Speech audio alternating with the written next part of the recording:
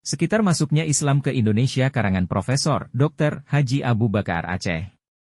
Penerbit Ramadhani tahun 1971, halaman 42 sampai dengan halaman 43.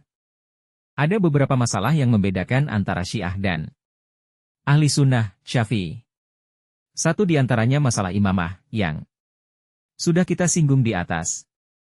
Masalah imamah ini dibicarakan juga dalam mazhab-mazhab yang lain, meskipun tidak setegas dalam mazhab Syiah yang harus terpelihara dari kejahatan dan cacat cela. Imamah ini dimaksudkan hanya dalam pimpinan rohani, bukan dalam pimpinan sembahyang dan persoalan negara. Tetapi perbedaan furu itu bukan alasan perpecahan.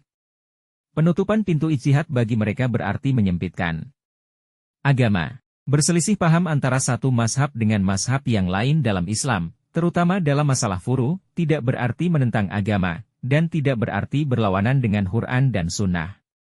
Perbedaan yang merupakan kepribadian Syiah ialah rasa hormat yang sangat terhadap Ali bin Abi Thalib dan anak cucunya. Hal ini tidak mengherankan kita, karena kita pun diperintahkan berselawat dan salam kepada keluarga Nabi, di luar dan di dalam sembahyang.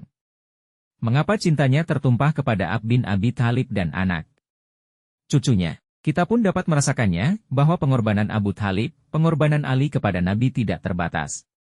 Hadits-hadits yang mengutamakan Ali di samping Rasulullah sangat banyaknya pemboikotan terhadap keluarga Ali, penghinaan dan kekejaman terhadap Hasan dan Husin serta anak cucunya oleh Muawiyah, sebagai lanjutan dendam Abu Sufyan dari Bani Umayyah terhadap Bani Hashim, sangat melukakan perasaan golongan Syiah yang di dalamnya banyak terdapat keturunan Ali dan keturunan sahabat-sahabat yang mencintainya. Bacalah lebih lanjut mengenai hal ini kitab Ma'asi Syiah Al-Imamiyah, karangan Muhammad Jawad Mughni, Ketua Mahkamah Syariah Jafariyah tertinggi, di Libanon, 1956.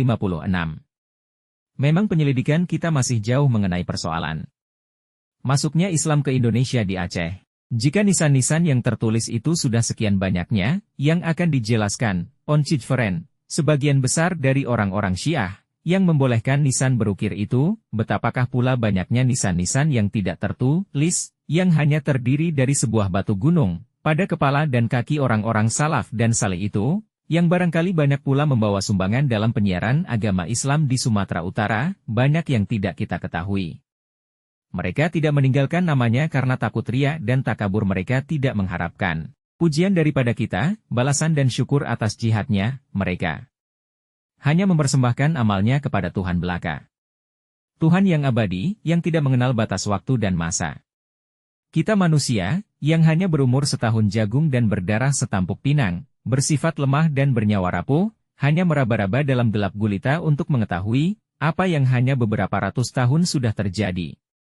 Tetapi, meskipun demikian, barang siapa berjihad atas jalannya, Tuhan akan menunjukkan jalannya. Kesimpulan, 1. Islam masuk ke Indonesia mula pertama di Aceh, tidak mungkin di daerah lain.